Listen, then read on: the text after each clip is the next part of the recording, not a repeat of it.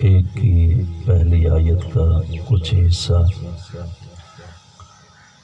تلاوت کرنے کا شرف حاصل کیا ہے۔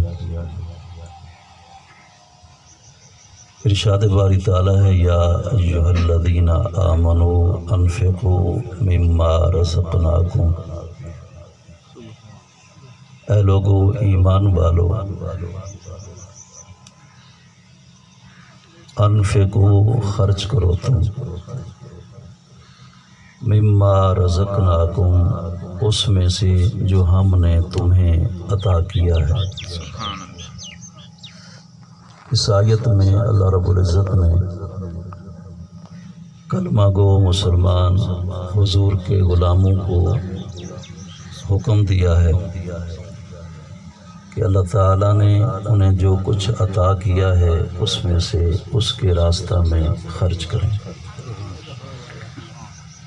علماء تفاسیر نے اس کی دو تفسیریں بیان فرمائی ہیں۔ اس کی ایک تفسیر یہ ہے کہ انفاق فی سبیل اللہ سے مراد صدقات واجبہ ہیں، یعنی وہ صدقات جو اللہ تعالیٰ نے بعد تحقیق و شرائط کے واجب فرمائے ہیں،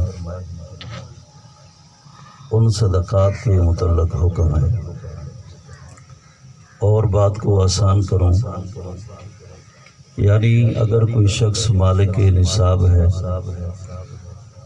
اور اس کے پاس اتنا سرمایہ ہے، دولت ہے کہ اس کا سرمایہ اس کی دولت نصاب کو پہنچتی ہے، تو سال گزرنے کے بعد اس پر اللہ تعالیٰ نے زکوٰۃ واجب کر دی۔ زکوٰۃ نکالے گا تو زکوٰۃ کی ادائیگی کے بعد مال کی طہارت ہو جاتی ہے، مال پاک ہو جاتا ہے۔ زکوٰۃ کی ادائیگی کے بعد مال اللہ تعالیٰ کی طرف سے محفوظ ہو جاتا ہے۔ زکوٰۃ کی ادائیگی کے بعد مال میں کمی نہیں آتی، بلکہ کئی گنا اللہ تعالیٰ مال بڑھا دیتا ہے۔ جس مال کی زکوٰۃ ادا کر دی جائے اس کو آگ نہیں جلاتی، چور اس کو چوری نہیں کر سکتا، ڈاکو ڈاکہ زنی کے ذریعے اس کو چھین نہیں سکتا۔ اس کے علاوہ مالک نصاب ہے، ماہ رمضان المبارک آ جائے تو اس میں صدقہ فطر ادا کرنا۔ نبی دو عالم صلی اللہ علیہ وسلم نے فرمایا کہ جس نے استطاعت کے ہوتے ہوئے بھی صدقہ فطر ادا نہیں کیا، اس کی نمازیں، اس کے روزے، اس کی دعائیں زمین و آسمان کے درمیان معلق رہتی ہیں، حتیٰ کہ جب صدقہ فطر ادا کیا جاتا ہے تو یہ سب کچھ اللہ کی بارگاہ میں قبول ہو جاتا ہے۔ صدقہ فطر کے علاوہ عشر ہے کہ جب آدمی فصل کاٹے، اس کے لیے سال کا گزرنا بھی ضروری نہیں۔ سال میں آپ جتنی فصلیں کاٹیں، درخت کاٹیں، زمین سے ہار پیدا ہونے والی چیز کو کاٹیں، تو اس وقت اس کا عشر جو ہے اس کا ادا کرنا واجب ہے۔ جیسا کہ رب کائنات نے ارشاد فرمایا، وَآتُوا حَقَّهُ يَوْمَ حَصَادِهِ، کہ جس دن تم اپنی فصل کو کاٹو اس کا حق ادا کرو۔ اسی طرح عشر کے بعد زکوٰۃ ہے، فطرانہ ہے، عشر ہے۔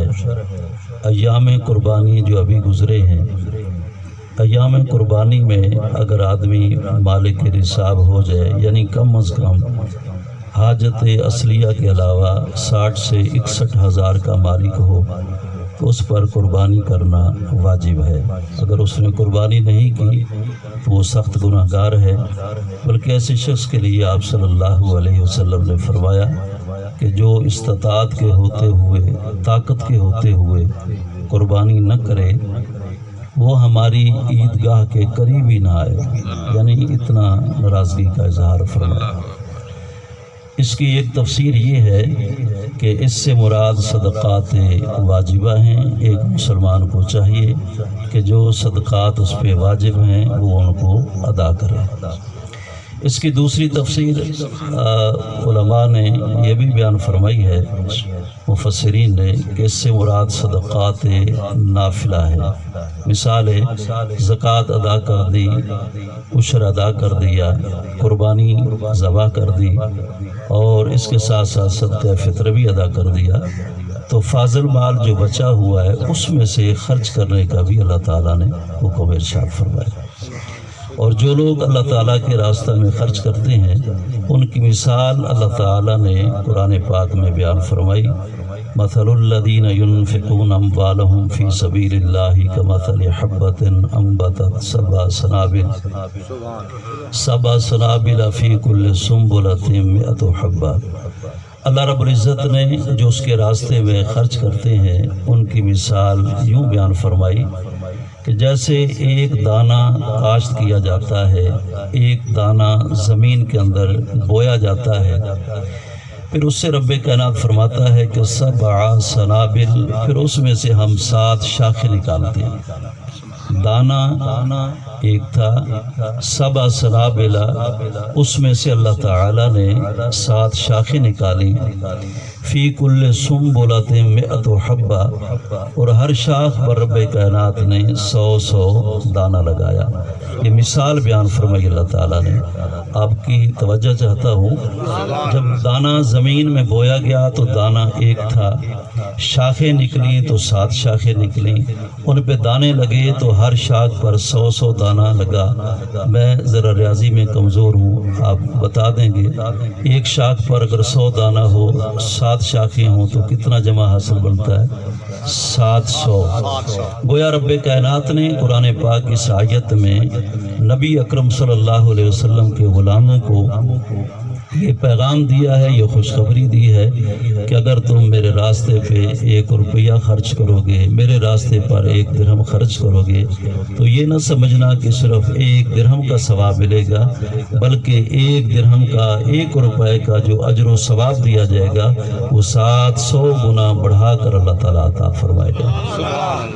اور یہ خیرات کلخانی ہو، چہلم ہو یا برسی ہو، یہ خیرات بھی اسی صدقہ نافلہ کے زمرے میں آتی ہے۔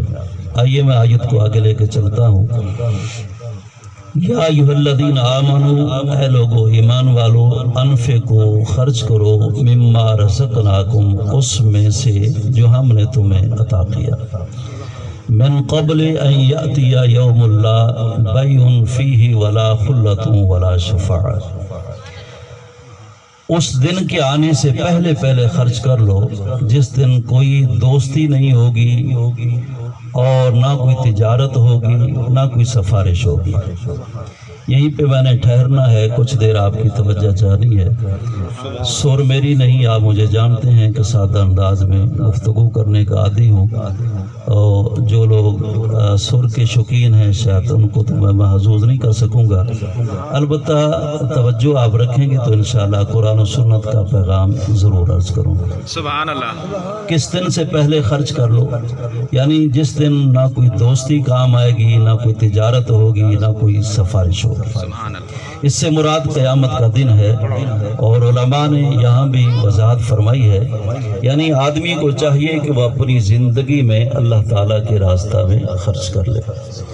نبی دو عالم صلی اللہ علیہ وسلم نے ارشاد فرمایا کہ انسان جب دنیا سے چلا جاتا ہے، انسان جب فوت ہو جاتا ہے تو اس کا نامہ اعمال منقطع کر دیا جاتا ہے، یعنی اس سے الگ کر دیا جاتا ہے، الا ثلاث، مگر 3 چیزیں ایسی ہیں کہ اس کے فوت ہونے کے بعد بھی اس کو قبر کے اندر قیامت تک مسلسل اس کا فائدہ پہنچتا رہتا ہے۔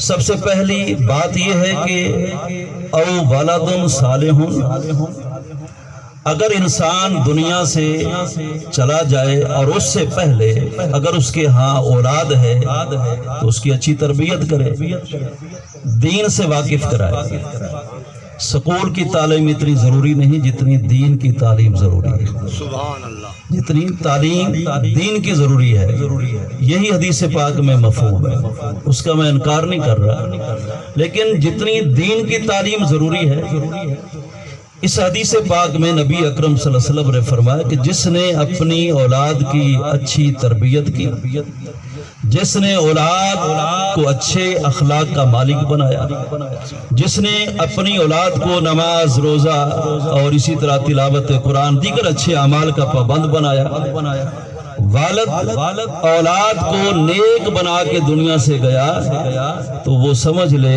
جب تک وہ قبر میں رہے گا بیٹا یا بیٹی نماز پڑھے گی تو اس کا ثواب بھی اس کو پہنچتا رہے گا, اولاد جتنے نیک عمل کرتی رہے گی وہ سارے کا سارا ثواب باپ کو قبر کے اندر بھی مسلسل ملتا رہے گا. اور اس کے ساتھ ساتھ علم نافع, وہ علم جس سے آگے عید کو کام کرے, وہ علم جس سے لوگ فائدہ حاصل کریں, اور اس سے مراد تمام محدثین متفق ہیں کہ اس سے مراد دین کا علم ہے. علم دین کسی کو پڑھا گیا, کسی کو نماز سکھا گیا, کسی کو قرآن پاک پڑھنا سکھا گیا, کسی کو تجوید پڑھا گیا, کسی کو مفتی بنا گیا, کسی کو محدث بنا گیا, تو وہ علم نافع یعنی دین کا علم پڑھانے والا جب دنیا سے چلا جائے گا تو قبر میں جا کر بھی محروم ثواب نہیں رہے گا. علم کی روشنی جب تک پھیلتی رہے گی تو قیامت تک برابر مسلسل اس کو اجر و ثواب ملتا رہے گا. اور تیسری بات صدقۃ جاریہ, وہ صدقہ قرض ہے, وہ صدقہ قرض ہے جس سے لوگ فائدہ حاصل کرتے رہیں تو جب تک لوگ اس صدقے سے فائدہ اٹھاتے رہیں گے مرنے والے کو, فوت ہونے والے کو مسلسل اس کا اجر و ثواب ملتا رہے گا.